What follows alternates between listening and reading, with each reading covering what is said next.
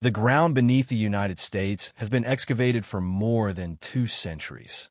Roads, cities, farms, and mines have cut through layers of soil that once held older stories. Some of those stories surfaced quietly. Others emerged in fragments, half-buried and incomplete. What archaeologists found was not always what they expected. In several cases, the discoveries raise questions that still have no agreed-upon answer. Not because evidence is missing, but because the evidence refuses to settle into a single explanation. These sites do not announce themselves as mysteries. They become controversial only after careful study. Dates do not align. Construction methods appear out of place. Cultural boundaries blur. And the deeper researchers look, the more divided their interpretations become. Number 1. The Cahokia Mounds. In a low floodplain near the Mississippi River, just east of modern-day St. Louis, lies one of the largest archaeological sites in North America. Cahokia Mounds covers more than 6 square miles and contains over 100 earthen structures. The largest of these, known as Monk's Mound, rises nearly 100 feet above the plain. Its base is larger than the Great Pyramid of Giza. Radiocarbon dating places the peak of Cahokia between 1050 and 1300 CE. At its height, it may have supported a population of 40,000 people or more. This would have made it larger than London at the same time. Yet no written language survives from Cahokia. No clear historical record explains who built it, how it was organized, or why it was abandoned. The city appears suddenly in the archaeological record.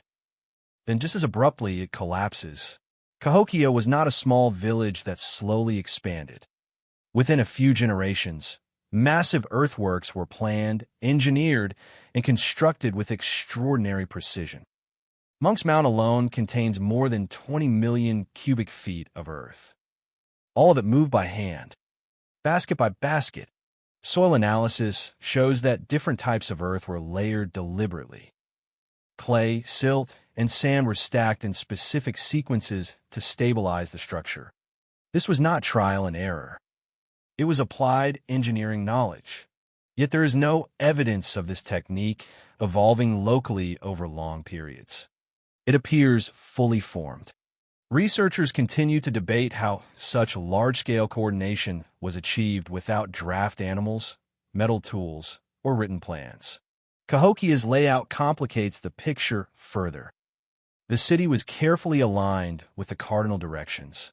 Large plazas were leveled with precision that would require advanced surveying methods. Woodhenge, a circular arrangement of massive timber posts, functioned as a solar calendar. Its sight lines align with solstices and equinoxes. This suggests a sophisticated understanding of astronomy. But how that knowledge was developed, transmitted, and standardized across such a large population remains unclear. Some archaeologists argue that Cahokia was primarily a ceremonial center, a pilgrimage site that drew people seasonally. Others point to dense residential zones, food production areas, and long-term infrastructure, signs of permanent urban life. The debate remains unresolved. What happened next deepens the mystery. By the mid-1300s, Cahokia was largely abandoned. There is no clear evidence of invasion, no widespread signs of warfare. Instead, layers of ash, malnutrition, and environmental stress appear in the soil record. Some researchers point to prolonged flooding of the Mississippi River. Others cite deforestation and soil depletion caused by rapid population growth. There's also evidence of social unrest. Mass graves, signs of ritualized violence. Yet none of these explanations fully account for the speed and scale of the collapse. A city of this size did not simply disappear overnight, but it did not gradually fade either. Cahokia also challenges long-standing assumptions about pre-Columbian North America. For generations, it was taught that large urban centers did not exist north of Mexico before European contact. Cahokia contradicts that narrative. It was a planned city with monumental architecture, trade networks stretching hundreds of miles, and a population sustained for centuries. Yet it left no written testimony explaining itself. Its builders remembered something important enough to encode into earth and geometry. But whatever knowledge guided that construction did not survive its collapse. Some interpretations go further. A minority of researchers have suggested that Cahokia's scale reflects preparation rather than display, that its elevated platforms and raised living spaces may have responded to recurring floods. The city's location in a floodplain is often cited as a flaw, but others argue it was chosen deliberately. Floods replenish soil. Control of water is power or risk. There is no agreement. What remains is a landscape shaped by intention. Massive constructions without written explanation. Advanced planning without recorded theory. Cahokia does not tell us what to believe. It leaves us with evidence and silence. A city that rose faster than expected and fell without leaving a clear reason. If a civilization can build at this scale, organize tens of thousands of people, and then vanish without explanation, what else might have existed and been forgotten? If you prefer calm, evidence-based explorations of unresolved history, you may want to subscribe.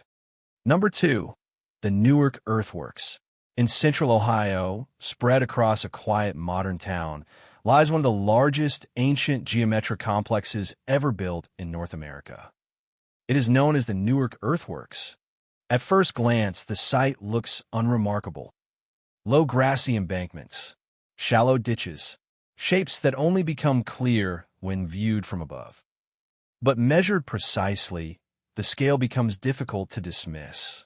The original complex covered more than 4 square miles. Some embankments rose over 12 feet high. Circles, squares, and octagons were constructed with astonishing regularity. Angles align within a fraction of a degree. Radiocarbon dating places their construction between 100 BCE and 400 CE, built by what archaeologists call the Hopewell culture. And yet, the purpose of the Newark Earthworks remains unresolved. The most debated structure is the Great Circle and its connected octagon.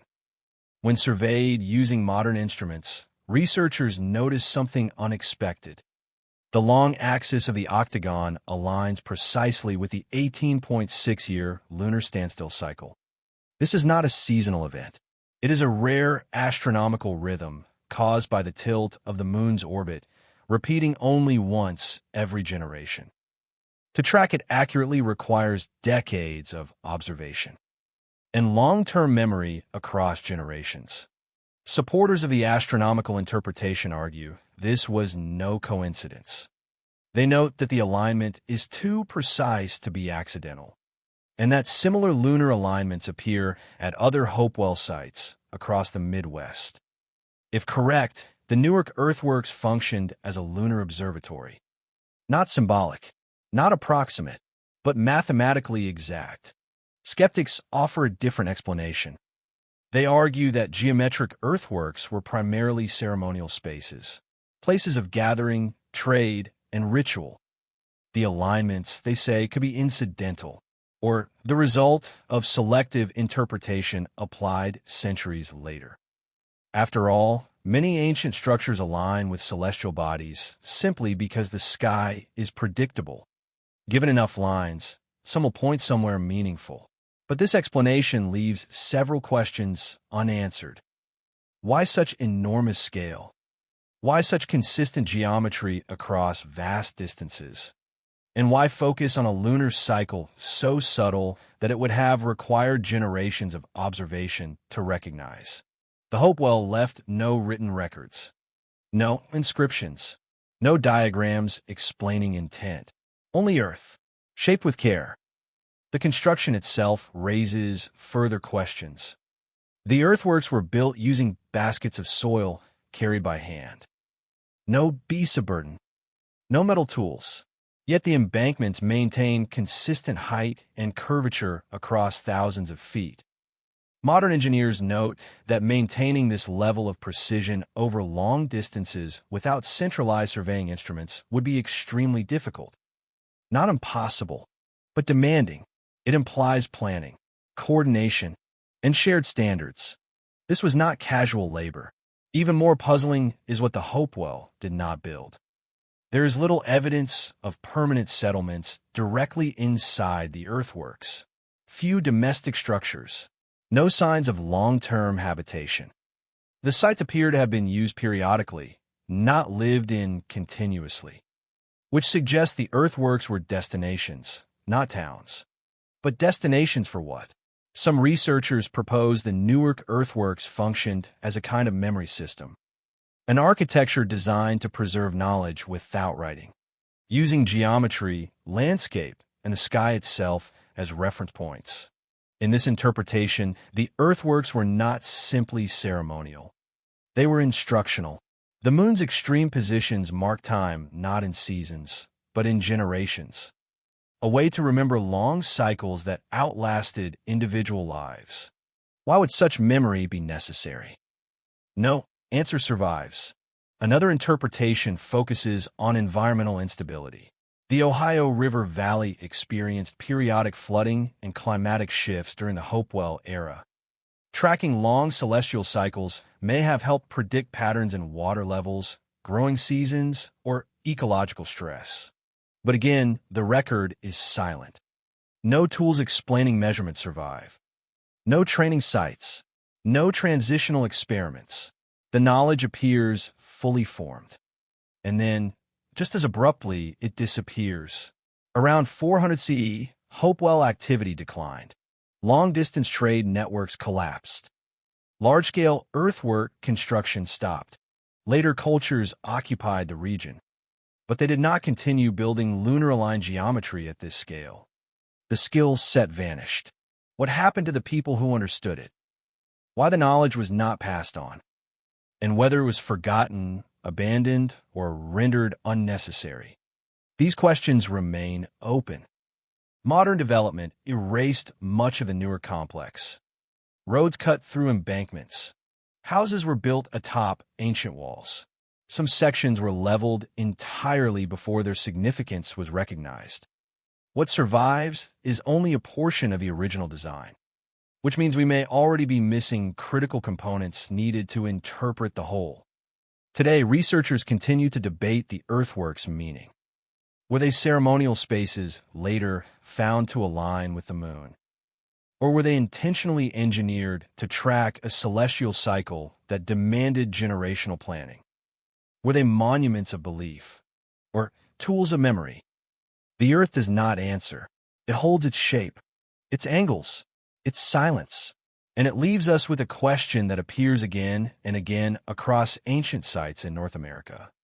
Why would a society without writing invest so much effort in preserving time itself? Number 3. The Kennewick Man. On the afternoon of July 28, 1996, two spectators attending a hydroplane race along the Columbia River noticed something unusual protruding from the muddy shoreline near Kennewick, Washington. At first glance, it appeared to be a stone, then a human skull. The discovery was accidental, but its consequences were anything but small. What emerged from the riverbank would become one of the most controversial archaeological finds in the history of the United States. Radiocarbon testing later dated the remains to approximately 8,500 to 9,000 years old, older than the pyramids of Egypt, older than Stonehenge, and older than most established archaeological timelines for sustained human presence in North America. The remains came to be known as Kennewick Man, though some indigenous tribes would later call him the Ancient One. From the beginning, the bones raised questions that researchers were not prepared to answer quickly, and questions that many felt should never have been asked at all.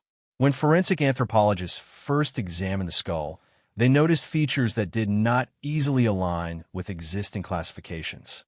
The cranial structure appeared narrow, the facial profile long and pronounced, the nose bridge prominent. Early assessments suggested the individual did not resemble modern Native American populations. Some researchers compared the skull to ancient remains found in Japan, Polynesia, or even parts of Europe. Others cautioned against drawing conclusions from skull morphology alone. The uncertainty was immediate and deeply divisive. If the remains did not match modern indigenous populations, what did that imply about early migration into the Americas? And who had the authority to study those questions? Embedded in the pelvis was a stone projectile point, carefully lodged in the bone and partially healed over. This meant the individual had survived a violent injury, possibly for years. The point itself was identified as a cascade-style spear tip, a design known to be several thousand years old. Its presence confirmed the antiquity of the remains and anchored them firmly in deep time. But it also raised another question. Who made the weapon? And who used it? As word of the discovery spread, multiple Native American tribes from the region claimed the remains under the Native American Graves Protection and Repatriation Act, a federal law requiring that ancestral remains be returned for reburial. From their perspective, the issue was clear. The bones belonged to an ancestor, and ancestors are not research material. Many archaeologists disagreed. They argued that the remains predated any historically documented tribes and therefore could not be culturally affiliated under the law as written. The debate moved from the riverbank to the courtroom and stayed there for nearly 2 decades. During that time, the remains were sealed away, unavailable for further study. Preserved but inaccessible, the silence around the bones became part of the mystery itself.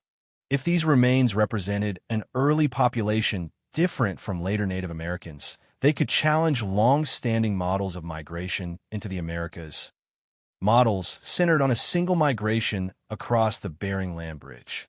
But if they did not, then the skull's unusual features might simply reflect natural variation within ancient populations.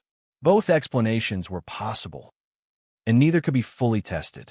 In 2015, advances in ancient DNA analysis changed the debate. Genetic material was finally extracted from bones. The results were unexpected. The DNA showed that Kennewick Man was most closely related to modern Native American tribes of the Pacific Northwest, not European, not Polynesian. This finding appeared to resolve the controversy, but also raised new questions. If the genetics pointed clearly to Native American ancestry, why did the skull appear so different to earlier researchers? Were early populations more physically diverse than previously assumed? Or had modern classifications obscured that diversity? Some researchers began to reconsider the methods themselves. Cranial measurements, once treated as objective data, were now viewed as deeply influenced by sampling bias and outdated assumptions.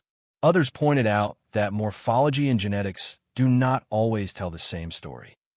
Physical traits can shift dramatically over thousands of years due to environment, diet, and population bottlenecks. In that light, Kennewick Man did not represent an anomaly, but a reminder of how little we truly know about early human variation. Still, the damage was done. For nearly 20 years, scientific research had been halted.